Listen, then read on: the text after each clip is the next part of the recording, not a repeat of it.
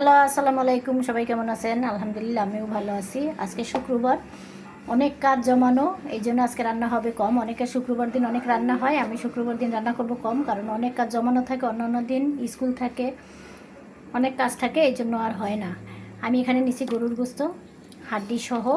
আজকে আমি একটা রান্না করব। আপনারা কখনো খেয়েছেন কিনা আমি জানি না, আমি রান্না করব। এখানে নিচ্ছি কচু, যে কচুর মুখেও বলে কেউ, কচুর ছড়াও বলে। এইটা নিছি কেটে, এটা কিন্তু আমি মাঝখান থেকে পারবো না, শুধু সিলে নিছি। এখন আমি একটু কেটে নিলাম, নিয়ে আমি এখানে একটু হলুদ দিব, একটু লবণ দিব, দিয়ে এটাকে একটু 2 থেকে 3 মিনিট এটা মাখায় রাখবো। আর ফাঁকে আমি গোস্তটা ধুয়ে নিব। আমি কীভাবে রান্না করবো আপনাদেরকে আজকে দেখাবো।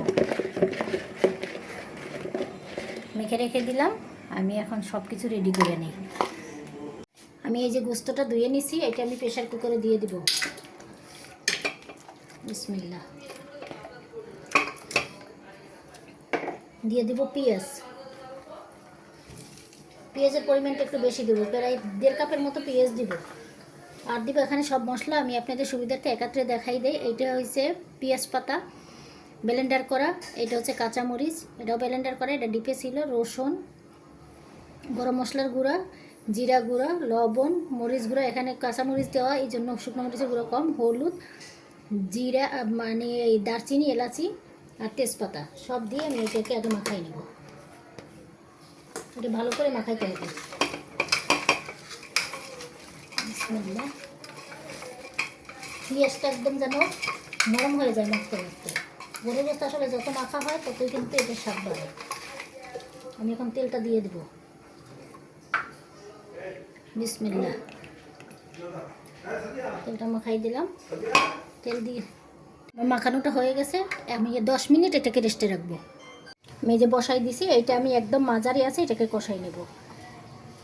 এই যে অনেকগুলো কিন্তু পানি বের হয়েছে, এটাকে আমি একদম মিডিয়াম আছে করব। যদি ফুল আছে করি, গরু গোশত সিদ্ধ দিতে সময় লাগে। আর প্রেশার কুকারে যদিও দিছি, তারপরেও আমি আস্তে আস্তে করে কষাবো, যাতে মশলাটা সুন্দর করে কষানো হয়। আর এই যে কচুগুলো, এটা আমি হালকা গরম পানি দিয়ে 2 থেকে 3 বার ধুয়ে নিব, তাইলে আর এই যে একটা লুটলো থাকে ওইটা থাকবে না। আমার এটা কষানো হয়ে গেছে, এখন আমি পরিমাণ মতো পানি দিব। আমি যে পানিটা দিয়ে দিলাম, এখন আমি কচুগুলো দিয়ে দিব। আমি একদম গরম পানি দিয়ে ধুয়ে নিছি, এই যে এখানে কোনো আঠালো কিন্তু কিছু নেই। আমি এখন এভাবেই দিয়ে দিব, একটু নেড়ে ঢাকনা দিয়ে দিব। যদি এটা নাড়াচাড়া না হয়, এটা কিন্তু গলে যাবে না। আর যদি এইটা বারবার নাড়াচাড়া হয়, যদি আপনারা পাতিলে রান্না করেন, প্রেশার কুকারে না দেন, এটা কিন্তু বারবার নাড়লে এটা গলে যাবে। আমি এখন ঢাকনা দিয়ে 15 মিনিট রান্না করব। আমার রান্নাটা হয়ে গেছে, এখন আমি এটা কড়াইয়ের মধ্যে ঢেলে নেব। এখান থেকে উঠাইতে গেলে কিন্তু ভেঙে যাবে, এই জন্য আমি এটাকে কড়াইয়ের মধ্যে তুলে আমি দেখাইতেছি আপনাদের কেমন হয়েছে। এই যে হয়ে গেল আমার কচুর ছাড়া দিয়ে গরুর গোশত রান্না। দেখতে কিন্তু মাশাআল্লাহ অনেক সুন্দর হয়েছে। যদি ভালো লাগে তাহলে আপনারা ট্রাই করে দেখতে পারেন, আর ভিডিওটা একটু শেয়ার করে দিবেন যদি ভালো লাগে। সবাই ভালো থাকবেন। আল্লাহ হাফেজ।